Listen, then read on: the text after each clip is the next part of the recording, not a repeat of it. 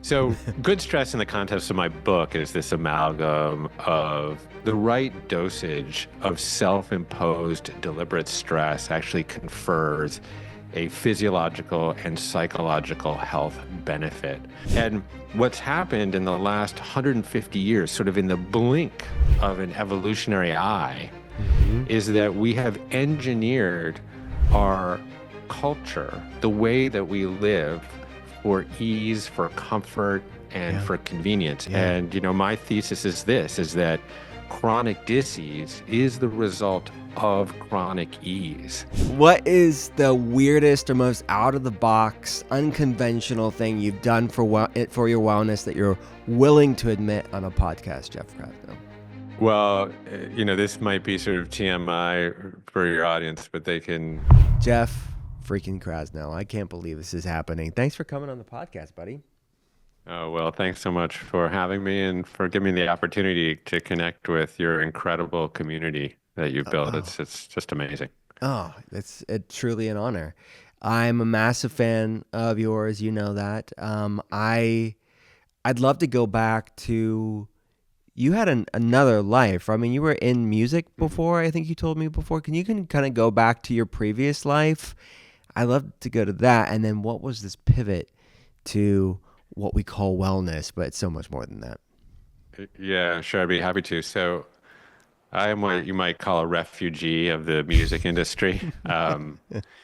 My brother is a musician of significant repute, and my grandfather actually was a cardiologist, and in a dubious financial move, quit cardiology at the height of his career to become a full-time gypsy violinist.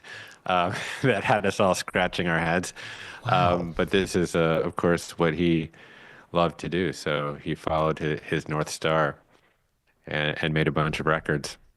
And so that was really my influence growing up. And, I played a lot of different instruments and subsequently worked for a record label right out of college. And then as I tend to do, embarked on an entrepreneurial endeavor to start a record label and a management company. And we did with my best friend from college, Sean. And we really established quite a significant enterprise, and we were making records and signing artists, and we opened a recording studio, and this was all based in Lower Manhattan, so about 2 blocks north of the World Trade Center on Warren Street. And this was in the late 90s and early aughts, and then boom, 9/11 happened. Yeah. And, our office was just 2 blocks north of the World Trade Center. So we were in that very, very tight perimeter around that area. And, we couldn't access our office for a number of months. And then, finally we did get back in, and lo and behold, we discovered that the office was completely inundated with, dust and shrapnel and everything that had, been spewed out of those towers. Yeah. It was a total mess. And, everyone else in the building had flown the coop. It was a sort of creative building, so different photographers, et cetera. And everyone, absconded into the nether regions of Brooklyn or to Woodstock or wherever. And Schuyler, my wife, was inspired to do something quite crazy at the time. She was a yoga teacher in New York. And out of the ashes of 9/11, she built a yoga studio essentially at ground zero. And she called this studio Kula Yoga Project. So Kula in Sanskrit means intentional community. And really that's what it was. And so, this was a funky yoga studio. This was a far cry from the well-appointed Tony Equinoxes and other yoga studios that became the signature of almost every corner in New York City for a while. This was a one-room studio with an unlevel floor with a whistling radiator in the corner, and the bathroom was actually in the studio. It was about the width of a bread box, and it was right above my office. And so hundreds upon hundreds of times, I would walk up these totally cockeyed lime green steps and into Kula and witness the denizens of Lower Manhattan just sort of pour out of class, drenched in sweat, kind of hearts open, minds open, and collapse on this tiny, funky little stained futon there in this vestibule and tell each other stories and laugh and mostly cry and candidly heal in a moment that required a lot of healing. And, Mm. I had that front row seat to witness the power of a spiritual practice and a physical practice, but really community to bend the arc of people's lives and bringing them back to a place of healing. And Wow. then that really just bent the arc of my life from there. Amazing, and we'll get into it. So, like going back to the sort of segue period between hmm chapters of your life, between the recording industry and the sort of introduction into yoga and the massive collective and personal trauma upheaval of 9/11. What type of, like, when you had the record world, what type of music were you a part of? Was it all types of genres or? Yeah, it was funny when I was in college. So I went to Columbia, so on the Upper West Side, Yeah. and I got into this kind of New York folk scene. So Mm. I became a banjo addict, and Right. I was a DJ at WKCR, which was the Columbia University radio station, which was a radio station of significant repute, mostly in the jazz space.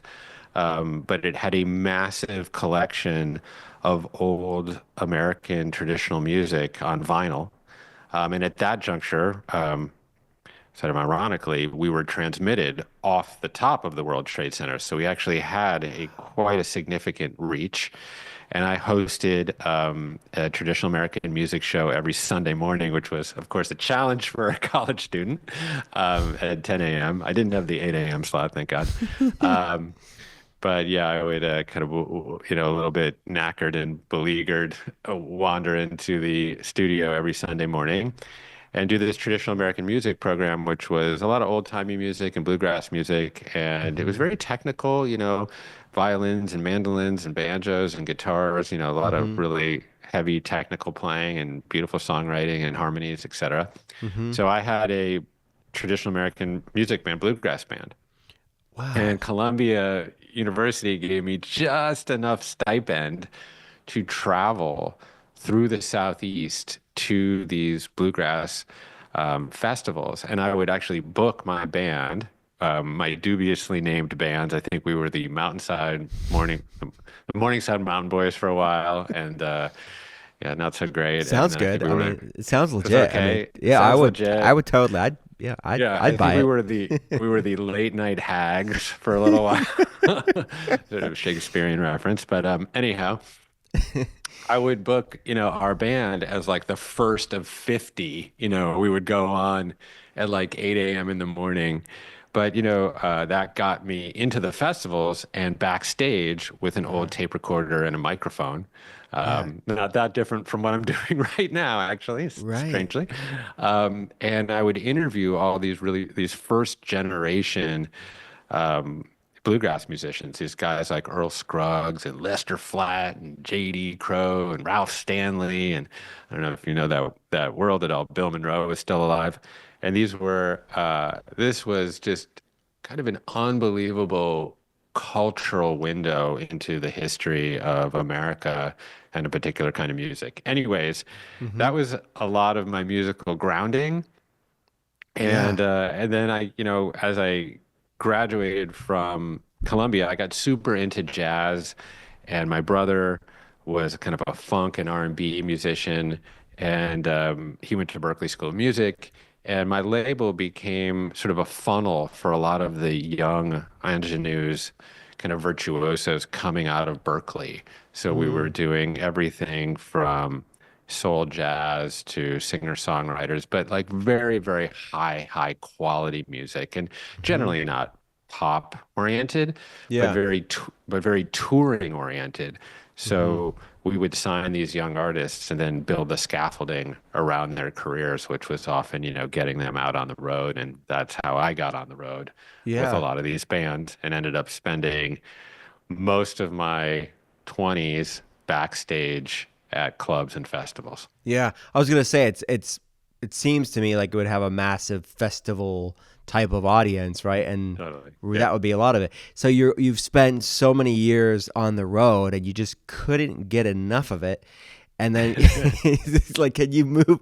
Like then you took yoga on the road in many ways, and you made yoga festivals like part of the American experience and zeitgeist. Mhm. It was really you and your brainchild. So, what was the genesis of Wanderlust? Yeah. So it's funny, you've actually landed on the two converging threads quite naturally, which is something, of course, you would do.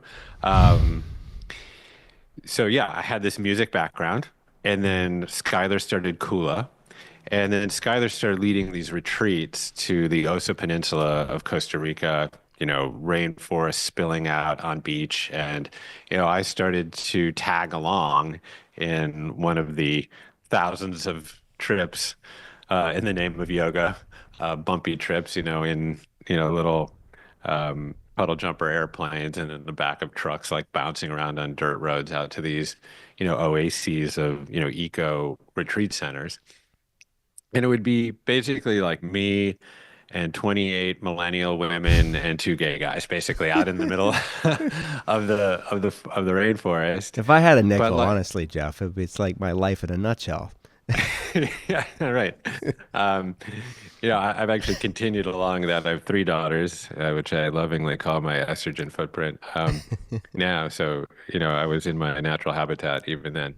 But yeah, we were waking up with the sun and meditating and surfing and practicing yoga and eating delicious organic food. And then at night, we'd have some fun. I mean, it wasn't this kind of Vesuvius of sanctimony that often is the signature of wellness. It was actually very vibrant. People would drink just enough wine or just enough tequila to have, titillating illicit hookups in the bushes or whatever. Yeah. And I was like, wow, people here in the middle of nowhere are living their fullest, most vibrant, vital lives. And of course, there in the middle of the rainforest, I had what, in retrospect, I call a very, very male idea. I said to myself, how do we scale this? Um, and of course, it was well intentioned. It was really Yeah. like, how do we bring this experience to more people, put it in a more accessible place at a more accessible price point? Hmm. And then that was really the genesis, the seed of Wanderlust, or what became Wanderlust, which Hmm. was basically the world's largest yoga retreat. And we launched these festivals that were essentially the Lollapalooza of Yeah. yoga, if you will, Yeah. where we would four-wall these massive resorts and build stages on the sides of mountains, and bring kind of all the most prolific, epic teachers in yoga and mindfulness, but in other areas too. Hmm. Obviously functional medicine doctors and sustainability experts and biodynamic winemakers, anyone that kind of fit with under the broadest definition of the umbrella of wellness. Hmm. And these things became these kind of efflorescent community wellness events. And I think at its peak in 2016, we had 68 of these in 20 countries. And, these Wow. were no small endeavors. These were multiple thousands of people, sometimes 10,000 people a day in some of the places. So, Yeah. yeah, it was a marvelous, beautiful, life-changing, transcendent, awful, wicked, thorny, pick your Yeah. adjective, decade ride for me. My Yeah. my girls were born during that time, my three girls, and we were just essentially a band of gypsies Yeah. on the road producing, these events. And I've met your family, and I have to think, obviously, they have two brilliant parents, and maybe that's all that it needs. But I would assume beyond your amazing parenting, that the life that they lived on the road with these festivals and meeting these colorful people and being a part of wellness and being socialized so much, they have some of the best. Like your daughter that I met was one of the most well spoken people that I've ever met. Do you credit to obviously your parenting, but what do you think Wanderlust? How do you think that Wanderlust played a role in forming them? Yeah, it's an interesting question. I candidly haven't given that an overabundance of thought, but since I'm here, I think Wanderlust thrust them into a kind of independent thinking. I mean, Schuyler and I were at these events. We were quite busy, producing and operating these events. And we'd be like, okay, girls, we'll see you later. And then, we'd run into them in the production office and they'd have like a walkie-talkie and they'd be like, barking orders about Yeah. vendors or something. Or they'd be like in the boneyard, like, counting Cliff Bars or something. They were, um, so I think that they were very accustomed to adult environments and, assuming a lot of, responsibility and Yes, just professional general, environment. yeah, precociousness that I think was a natural product of those experiences. And I actually remember, I think I recall the experience that you're speaking about. We were in Mexico Yeah. at one of the Wanderlust events, really candidly, kind of the last one. Mm-hmm. And we were at a long table with the founders and the owner of the resort and all of the teachers and then my daughter took it upon herself to get up and like give the toast. She did. Like She and I was did. like, all And she right, there was you like go. 18 years old, right? 18, Yeah. 19, and just like gave the toast for this entire table of founders and CEOs and whatever world leaders. It's like Yeah, it's it funny. was very impressive. Was that surprising? I mean, I'm asking as a dad to dad. Like these are things as a parent to parent. I'm like wondering, like that was remarkable for me, impressive. Which I'm good. I put you and Skylar as the top of that reasoning, but I have to think like she had such a unique childhood in that way. Yeah, I mean, as a parent, well, so often you want your influence on your children to be really direct and explicit, like, Hmm. okay, now you're going to meditate and, now you're going to eat whole foods and now you're going to eliminate blue light and you're going to limit your time on your phone, you it's easy to sort of nanny state your kids. Hmm. And I think over time you learn, or at least I've learned, that they will essentially never listen to you, but they rarely fail to imitate you. True. And, I think some of the best thing that we can do as parents is to leave, footprints in the sand, so such that there's a example to follow.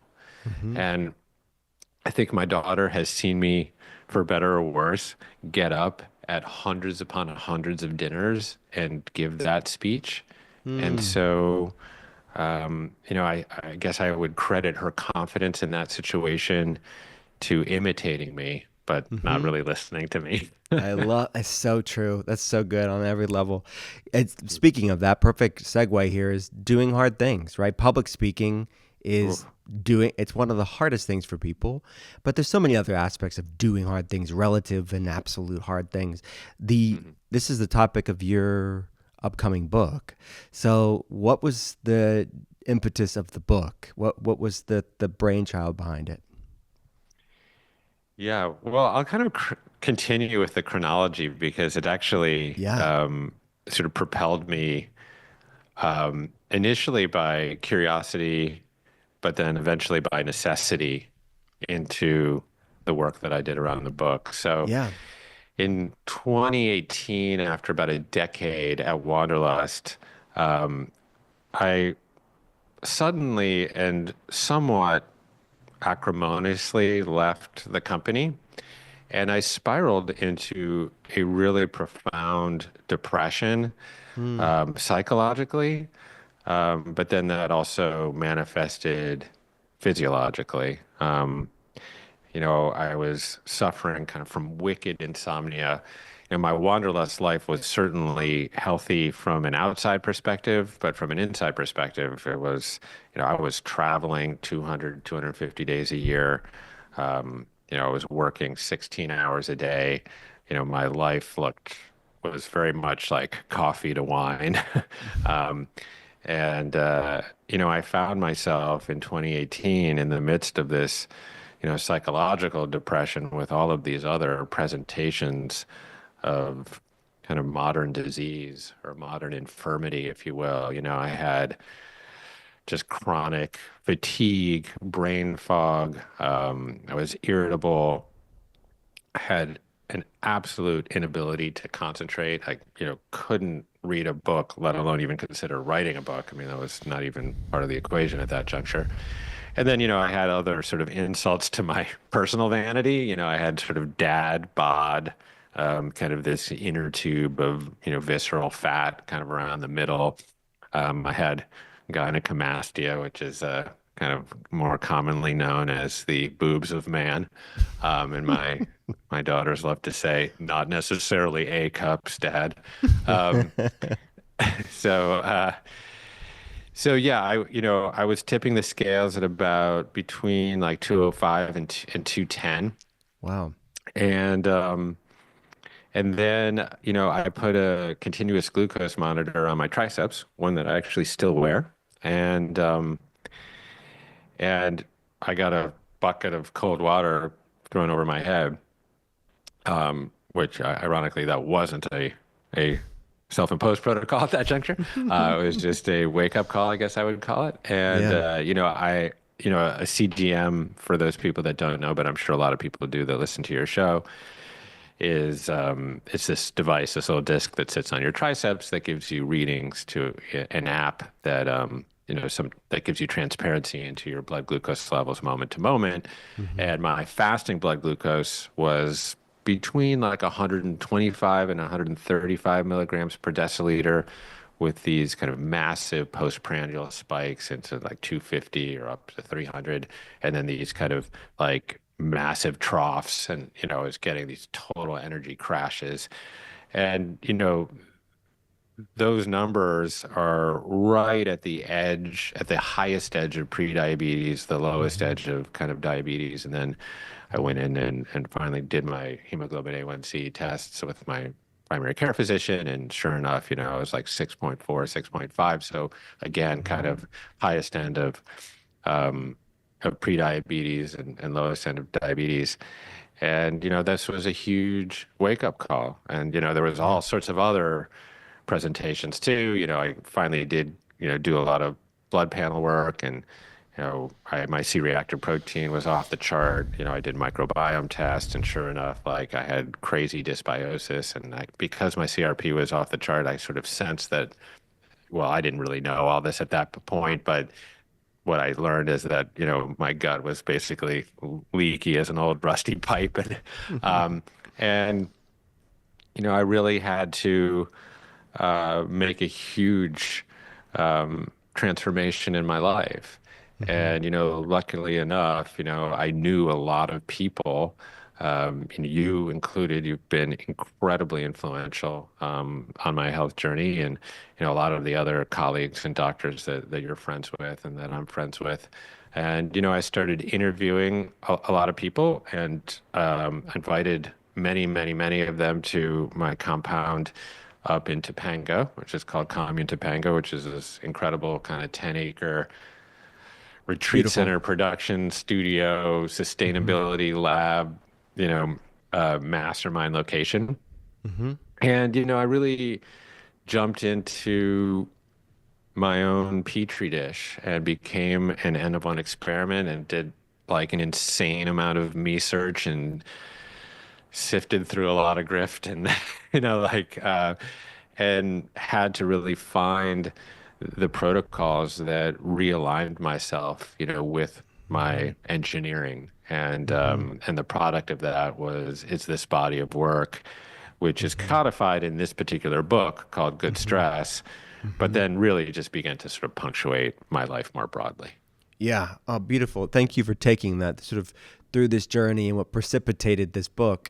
And I want to talk about Commune after this because it has such a massive following as well. But the Good Stress is the title of the book. Good Stress, the benefits of doing hard things. And you're distilling all of these lessons through this me search that you said, and these N of one experiments of how you really could harness the benefits of stress. So can you distinguish for people? Like, how do they know the difference between good stress and bad stress? People hear about bad stress and how it's linked to all types of problems. So what are we even talking about? What are you talking about when you talk about good stress? They may not even know there is such a thing. That's right. I'm here to be a PR agent for stress in a particular way. So, good stress in the context of my book is this amalgam of protocols that transform my health, as I've described. But really, what they are protocols or practices that mimic the Paleolithic conditions with which we evolved. Mm-hmm. And they're really built atop the shoulder of this concept called hormesis, kind of very simply like what doesn't kill us make us stronger, but that the right dosage of self-imposed deliberate stress actually confers a physiological and psychological health benefit. But I guess more than anything, what I would say is that good stress, again, the right dosage of stress, really enhances the body's ability to foster balance or Mm-hmm. equilibrium or homeostasis, however you want to think about it. Mm-hmm. And really, it is balance that is the absolute key to health. Mm-hmm. And, the body is really engineered to foster that balance Mm-hmm. innately. And if, at some point, maybe we can talk about all the ways that it actually does that. Mm-hmm. Um, but really, what these protocols do is realign your behaviors with your engineering. So Mm-hmm. to juxtapose that against bad stress, right? So if good stress is short-term acute Paleolithic stress, Mm-hmm. really bad stress is modern and chronic. And Mm-hmm. it really confers disease, both physiological and psychological. But more than anything, this bad stress that sort of drips upon us, through overwork, through subjection to 24-hour news and social media that, triggers our human negativity bias and kind of keeps us in this incessant cortisol fused state. What this really does is that it fosters imbalances in the human body from a neurotransmitter perspective, from a blood glucose perspective, from a hormonal perspective, from a lipids perspective.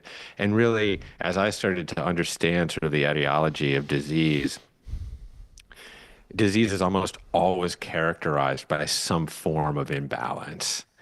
And those imbalances, as I've learned, and actually, you were, of course, a huge influence in this particular regard. Those imbalances so often have to do with the evolutionary mismatches with which we're living right now. So we evolved, Homo sapiens evolved, over hundreds of thousands of years, and then our hominid ancestors over millions of years. And we evolved in relationship to our environment. And our environment and the conditions of our environment didn't change very much for really hundreds of thousands of years. And so we developed adaptations in relation to a lot of these Paleolithic stressors, like Yeah. scarcity, like exposure to temperature fluctuation, like complete immersion in nature, like waking up with the sun and getting blue light at the right times of day, etc. Like living in community, candidly, is one. Actually Mm-hmm. solving our problems, talking face to face instead of like anonymously behind digital keyboards, etc. And what's happened in the last 150 years, sort of in the blink of an evolutionary eye, Mm-hmm. is that we have engineered our culture, the way that we live, for ease, for comfort, and Yeah. for convenience. And this has really accelerated in the last 50 to 70 years. Yeah. And, my thesis is this, is that chronic disease is the result of chronic ease. Mm. Essentially, it is these evolutionary mismatches. It's the way that we live has hijacked our biology. And so when we look at these cresting rates of obesity and diabetes and heart disease, these conditions that I was on the cusp of, these conditions are not actually bugs in the human system. They are Mhm. actually the normal and expected consequences of this Paleolithic genome simply trying to cope with the way that we live. We shouldn't be surprised at Yeah. all. And so this was like propelled me, on this quest, personally, by necessity because my health was teetering, but also to really kind of unpack where we were culturally and why we are so sick. So, I can share these ideas and amplify them, through my own voice and through the voice of the commune platform. Yeah. Well, so well said. So artfully Mm. said. You Thank talk you. about in the book about the health benefits of hard conversations, right? They're hearing Mm. different things of hormetic effects in the book in different ways. The hormesis of hard conversations. What's going on there? Yeah, most of these adversity mimetics that I'm sure you talk about a lot on the show with experts, they're generally applied to human physiology, like fasting and cold water therapy, heat therapy, light therapy, etc. And these are amazing. And they have actually psychological and emotional ramifications, which I find to be actually quite interesting. Yeah. But where I actually started to go is to apply this same sort of adversity to my psychosocial life Mm. to see if it had the same impacts. Were there not only health benefits to doing hard things, but were there actually emotional and spiritual benefits to doing hard things? And, if you look around at the political invective, right, we can barely speak to each other, right? And, It's true. so much of the public discourse now happens, anonymously behind digital screens where we're just hurling vitriolic barbs and ad hominem at each other. And that is an incredibly unprofitable way to commune. I mean, it's just basically never goes anywhere. Um, Yeah. so, I started to apply adversity to my relationships. And I was, in a way, candidly forced into this. So I'll give you the little bit of the context for kind of how I started to get into this. So in 2020, in March, as we anchored into port lockdown, you know, my partner Jake, who Mhm. he urged me to start to write this Sunday newsletter for our burgeoning commune community. And we have a very big email list. It's over 1 million people. And, his idea, which was a well-intentioned one, a good one, and remains a good one, was that, by using words as sort of vessels for thoughts and emotions, we can share them. And by sharing them, we could all feel a little bit less alone and maybe a little less fearful, and that this was a moment of incredible widespread societal fear and anxiety. So it Mhm. was a great idea. So naively, I was like, I agreed. I was like, yeah, I'll write 1,500, 2,000 words every Sunday. But then, like, after 4 weeks, I was over a literary barrel. I was like, oh my God, I got to do this every Sunday. What am I going to write about? Well, fortunately for me, and somewhat unfortunately for I suppose the rest of the world, 2020 offered plenty of fodder, for these musings, from obviously COVID, but then also, the national reckoning around social justice in the wake of the George Floyd killing. Right. There was also, some of the demonstrations and riots that happened over the summer. There was, of course, COVID, which was like the elephant in the room. But then, there was the rise of QAnon, and then there was the impending election and all the other emanations coming out of Trumpistan and everything else. So there was like plenty to write about. And I was tackling these very incendiary issues. And I was really attempting to do it with a compassionate and rigorously researched protocol. But of course, over the course of 2,000 words, I was bound to offend someone, and some turn of phrase would just not land right. And of course, I had connected my personal email to the bottom of all these missives, and and then I sent them out on Sunday, and then Monday morning the opprobrium would start to roll in and crest the bow of my inbox. And many of these emails were actually quite supportive and thankful, but I got hundreds every week that were, highly critical.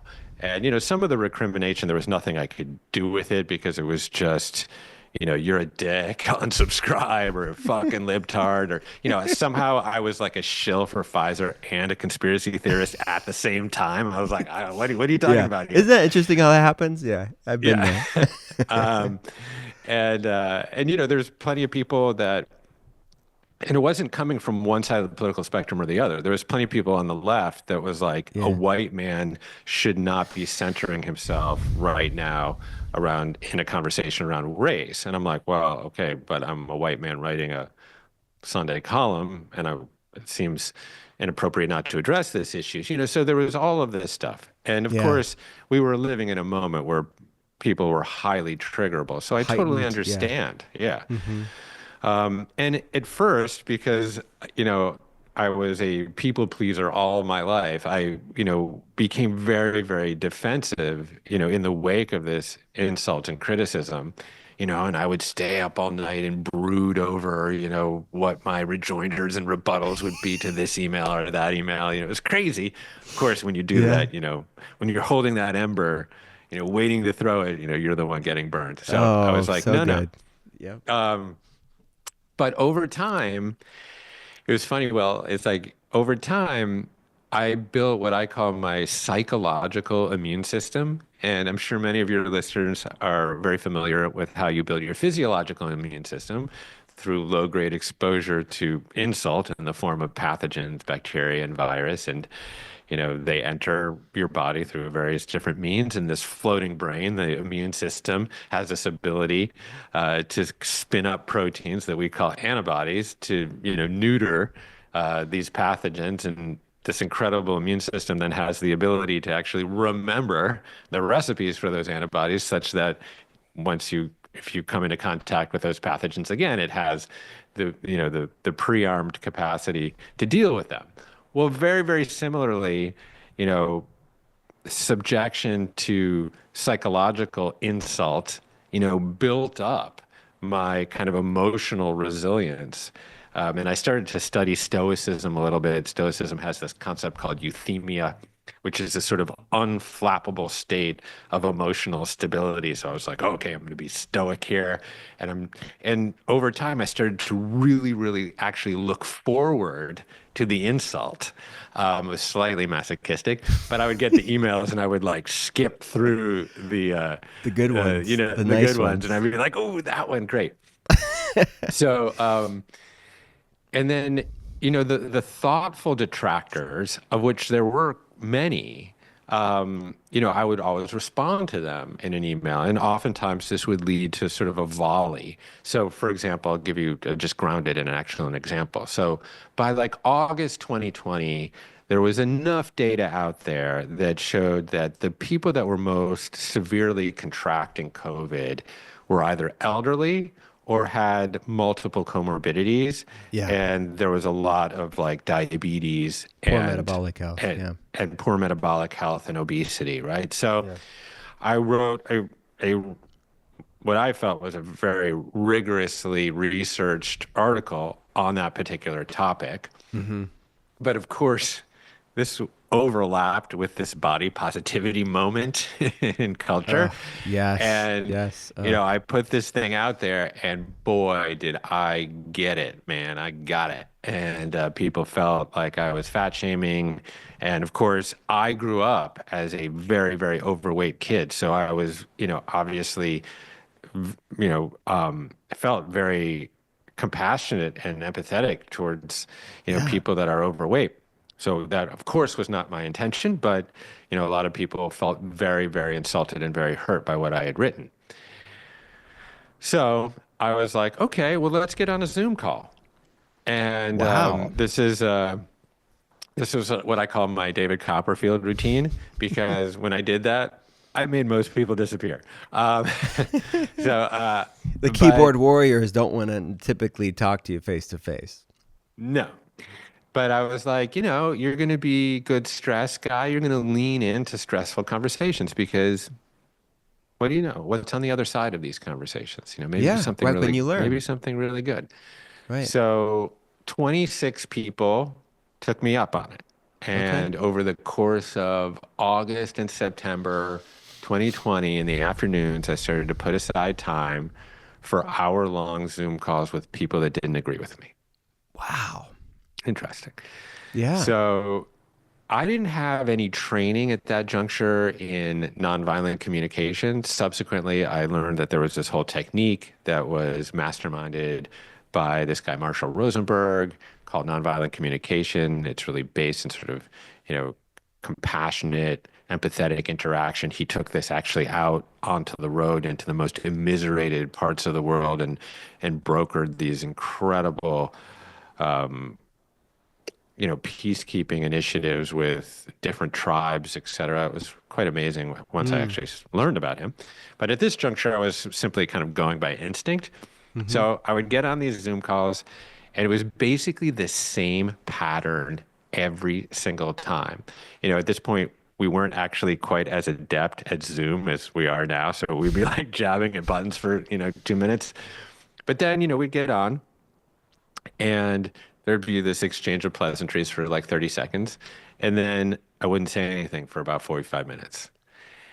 And these people, mostly women, candidly, just gish galloped their entire life story at me. Mm-hmm. And, their relationships with their kids and their dogs and their cats and their parents and their spouses and what went wrong and what was going right. And like, candidly, oftentimes we actually never got to the issue that actually Mm. had originally put us at loggerheads. But what I quite quickly realized is that I was giving people the opportunity to be seen Mm. and to be heard. And particularly in that moment in history, that was probably the greatest gift that I could have given these people. Mm-hmm. And and then I started to actually get really much better at it. And I started to actually build protocol around stressful conversations. So, Mm. as the people were speaking, I would start to notate like areas of convergence in their life and my life. Like, oh, they've got daughters. Like, oh, they were born in Chicago. Like, they drove across country and their car broke down or whatever. And by the time they had exhausted themselves in conversation, that's what I would start with. I would, and this was a great lesson, which is seek connection, don't seek solution. Don't seek agreement, seek connection first. Mm-hmm. And that really paid a lot of dividends. Mm-hmm. All of a sudden these people that I was in a knife fight with became kind of this Rolodex of frenemies. And a lot of them were like hardcore Trumpers, Mm-hmm. and people living in very rural areas that would share their life stories with me. I mean, really intense, man. Like Mm-hmm. working two part-time jobs, single momming, buying all their groceries at 7-Eleven, Mm-hmm. Main Street boarded up, friends on fentanyl, like just heavy, Yeah. heavy stuff. Right. And we became like, I became like text buddies with a lot of these people, Wow. even though we were sort of like politically misaligned in many ways. But I got like a window, like a really, really visceral, heartfelt, deep window into these Mm. people's lives. And it gave me great compassion and empathy and understanding for what a lot of people were going through. Yeah. And You yeah, it was really amazing. It is amazing. I mean, you think of what there's so many things have degraded in our culture. What we're talking about right here is really the way forward, I think, to repair these broken bridges because we've always had differences in the world and this country, but it was the otherism wasn't so malignant. Now it's not just Mm, we have political differences or we're different. It's like you are the enemy, yeah. and there's these hyperbolic. You said ad hominem pejoratives against people. How can So you think, and I would say this is the case. If we as a society, on a micro and macro level, start to practice these tools that you're talking about in the book of having hard conversations and being okay with diversity of thought, and even the whole concept of tolerance. Like, tolerance doesn't mean you agree with everybody. It's just realizing we can't change people that see the world differently, right? Yeah, yeah, 100%. I mean, again, like agreement was not the goal, really. Yes, It was actually connection. connection was the goal.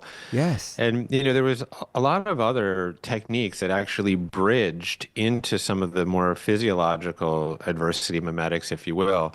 I mean, if you examine just the physical phenomenon of getting into an ice bath, for example, like, well, what happens? You get in, your body temperature, core body temperature plummets, and boy, poof, huge release of adrenaline. It's like coursing through your veins. You feel this kind of like sense of panic, this involuntary bottom up response. That's not that different of a sensation than going into a hard conversation, candidly. Yeah. So, how are you actually going to manage that? How are you going to actually put conscious neo-mammalian top-down pressure on top of that bottom-up involuntary response that makes you want to fight or fly? So this is Hmm. like where an ice bath, candidly, or a fasting protocol can actually punctuate and enhance your ability to actually have these stressful conversations, because what they really are emotional regulation tools. Yeah, sure, there's tons of like physical benefits to those things. We can talk about those all day, talk Yeah. about mitobiogenesis and autophagy and, upgraded dopamine production and metabolic function, all that stuff. Amazing, super into it, huge part of my life. But what I found to be kind of the most potent element of those practices was my ability to essentially emotionally regulate, bring myself back to center, back to Hmm. equilibrium, back to kind of psychological homeostasis, Hmm. such that I could create the set and setting of safety and trust and attunement and coherence to then have these hard, stressful conversations. And if I could have them with complete strangers over Zoom, could I not have them like with the people that I so deeply care about? My parents who are aging, you know, my spouse every once in a while when we get into an argument, my kids when I need to actually discipline them and be a dad, Hmm. like refining that and enhancing that capability has so much benefit. And, really, it's like this world that our hearts imagine is possible is right on the other side Hmm. of these stressful, thorny conversations, and we so often avoid them. Yeah. You talk, I want to just clarify on this because then you've talked about how for you, one of the most astonishing benefits of fasting wasn't physiological. Is that so? What's the connection there with it's a hormetic effect, a hormetic practice like fasting, and seeing these non physiological benefits? What's the connection there to fasting? Yeah. So I started fasting for physical reasons, for some of the more acute physiological symptoms that I was having from around weight and blood sugar management. So then, I adopted this 16/8 kind of intermittent fasting protocol, consolidated all the consumption of my food into 8 hours, more or less between 11 and 7. Um, sometimes I played with more of an optimal window between 9 and 5, but that wasn't particularly friendly for my children. So, you know, but just because I stopped eating at 6:30 or 7 didn't mean I didn't get hungry Hmm. at 9 p.m., right? But because I became a disciple to this practice, instead of getting the stimulus and then mindlessly wandering to the Twinkie drawer, I actually had to witness the source of the hunger. Mm. right? The stimulus in this case, and ask myself, is the source of this hunger, is it a biological need or is it an emotional or psychological desire in this Mhm. moment? You Mhm. know? And I mean, virtually every time it was the latter. It was some sort of psychological desire that I had in that moment. I was bored, I was a little depressed, someone insulted me, something didn't go right at work, etc. Or, Mhm. and that element of this practice, what it really did was make me delineate, you know, or what it really did actually, it forced me to find kind of that space Mhm. between the stimulus, which was in this case the hunger, and the response, Mhm. which could have been sort of mindlessly eating, or it could Mhm. have just been like, no, actually, I don't need that. I'm fine. And Mhm. of course, that space, cultivating that space, has so much utility in Yeah. other parts of your life, Yes. such that like if your kids are doing something annoying, you know, instead of having a immediate knee-jerk reaction that is Yes. maladaptive, you find that same space and you step back and you say, what is the provenance of their behavior right now? What's going on in their life? And what is a more appropriate Mhm. response? Yeah. And so, and again, and that was incredibly useful when I kind of entered into these, stressful conversations. I kept challenging myself to find that space. It's very kind of Viktor Frankl notion, between stimulus and response, there is a I love space. it. Well, In it's that it's space lies using the choice. Yeah. it's using the things that are you could just be quote unquote like this biohacking that is just a done. It's done. It's there's not much mindfulness to it,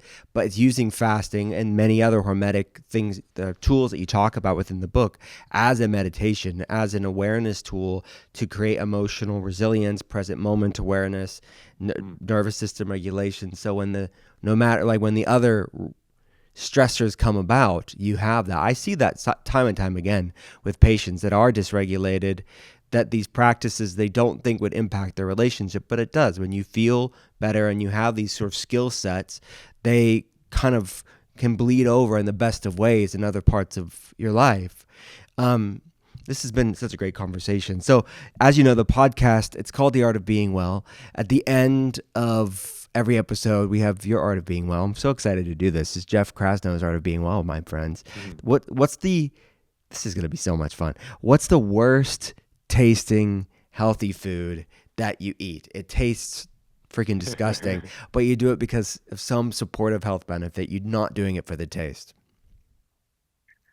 I think the spirulina gig for me is pretty Yeah, wretched. spirulina. Yeah, spirulina Yeah. gig. So are you doing like the little tablets? Are you doing like little liquid just shots? Yeah. What's it look like? Well, so my wife has concocted this green gruel that essentially we've just surrendered to. It's the first thing that we do in the morning. It's sort of a spirulina, and then it is a kind of turmeric extract, and then it's like a green powder and a collagen, and it's all like mixed up into one giant like mason jar, and we scoop it out in a glass of warm water, and it's basically like our penance. It's like for any sin or vice or Yeah, shortcoming, we basically expiate yeah. our sins with this particular glass of green gruel. Self-flagellation, Yes, yes, so some totally. punishment, some It's a ascetic soli practice. Yeah. That's right. It's like a green powder silice or something. What is the weirdest or most out of the box, unconventional thing you've done for your wellness that you're willing to admit on a podcast, Jeff Krasno? Okay, this is good. Because there's so many. I can Because imagine you're like a yeah. encyclopedic list. Um, well, this might be sort of TMI for your audience, but Doesn't exist here. they don't have to Doesn't think exist about here. it. So every morning, I have like my morning ritual, and I'm fortunate enough to have a sauna, like a dry barrel sauna here at my house. And I'm naked in that sauna. and I am generally doing like squats naked in the sauna while I chant the Buddhist Nichiren chant Nam Myoho Renge Kyo. That is my I knew more, this about you. I did know. I yeah. don't know how. I wasn't there. I promise, but yeah, I did know this. And so Uh, there I yeah. am sweating buckets in a 190-degree sauna, kind of squatting, doing Nam Myoho Renge Kyo, Nam Myoho Renge Kyo. And I basically just get subsumed in the vibrations of the whole thing. And it is a present moment awareness kind of practice, but it's very physical as well. Yeah. Oh my gosh, that has to take the organic cake for the art of being well. I love that. What's the meaning of that chant? What's the translation or intention Yeah, behind it? it's actually really funny. So there is a transliteration that is it's sort of I can't remember. It's something like the blooming of the lotus flower. It is something in that regard. But of course, so I learned that chant from Herbie Hancock, the jazz pianist, because I was on tour with Herbie, kind of on and off in maybe 2004, 2005, and he is a Buddhist of the Nichiren school. And we would be backstage in the green room, and he would have like his like inner sanctum, like beyond the green room. And right before the gig, like 5 to 10 minutes before, he'd invite anyone who wanted to chant with him back into his inner sanctum, and he would pick up his little book of Buddhist scripture, and he would open up kind of his sort of cavernous lung like rib cage and start to sing in this like very low vibrating voice, this no myo renge kyo no. And so I'd be back there with him doing that. And really the point is that eventually it doesn't mean anything. You just get completely subsumed in the Yeah. vibratory quality of it such that Yeah. you're completely present. And this was a very, very potent tool for him to Yeah. move himself into that present moment prior to like going out on stage and just sort of becoming the conduit for God, if you will. Or Yeah. yeah. So this hypnotic resonance, this vibrational resonance. I love that. Yeah, I Of mean, a course, you'd have a minute story in, like that. a Yeah. minute in, and you were like gone. You know, Right. you Yeah. weren't Some thinking about the transcendental. words or anything. You were just gone. Yeah. Yeah. Yeah. What do you take? You mentioned the spirulina turmeric concoction that Schuyler makes in the morning. Do you Mhm. take any other supplements? If so, like what are two that are just non-negotiable essentials for you? Yeah, I am on the creatine tip. So Hmm. I do that every day. And then I'm also on the berberine trip right now, just as a, blood glucose management tool. Hmm. And, like I have through the protocols that we've talked about, um, reversed my pre-diabetic symptoms. So as I Yeah. mentioned earlier, I was like 125 milligrams per deciliter fasting glucose. Now I'm like 90, 85, 90, but wellness is not a destination, it Hmm. is a Yes. constant ongoing process. And sometimes it it creeps back up. And so, Hmm. I'm always mindful of it. I do wear the CGM. Hmm. So, I kind of do it kind of almost for Hawthorne effect. Just, anyone under observation, even if it's your own observation, will behave a little bit differently. Yes. But I'm on the berberine tip, and I do think it's pretty effective. It does seem to be impactful for me. Love it. What is kind of a non? Let me think. Actually, a better question for you. Okay. This I wanted to ask you this. What restaurant? What's your favorite restaurant in the world? And when you're there, what do you order? Oh man.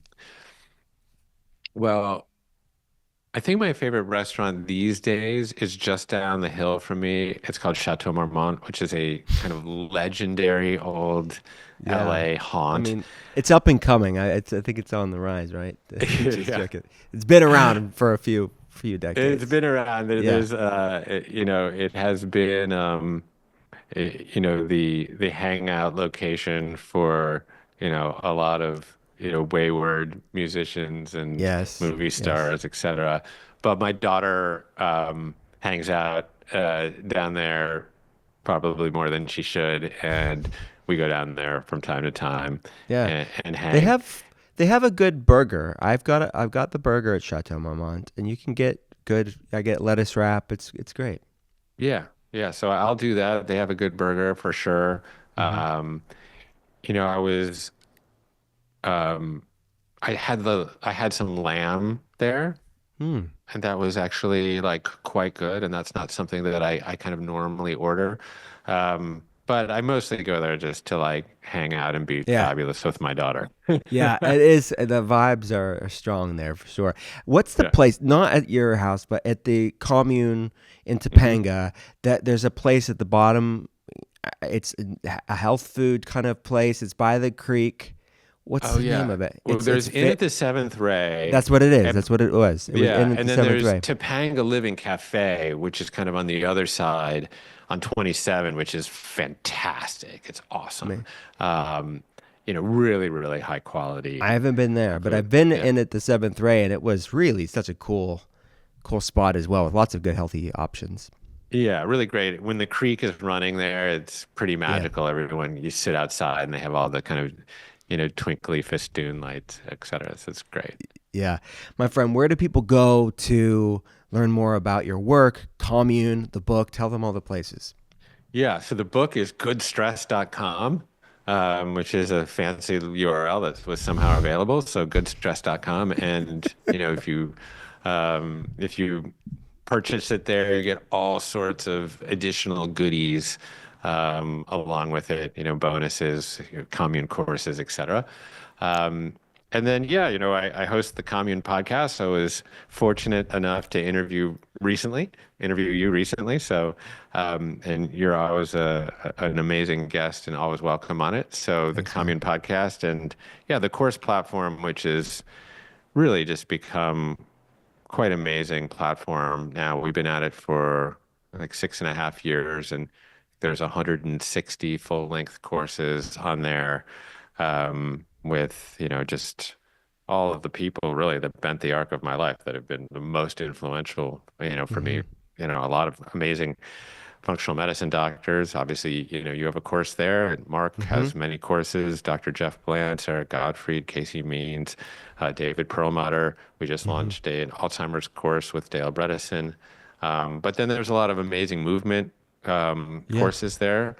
The Qigong stuff that we have on the platform has been incredibly popular. And then, of course, my better three quarters, Schuyler, is on there with a lot of yoga. And I have a Stoicism course there. And I also have an online course eponymously titled Good Stress. So, Amazing. yeah, head over to that's onecommune.com. So, onecommune.com.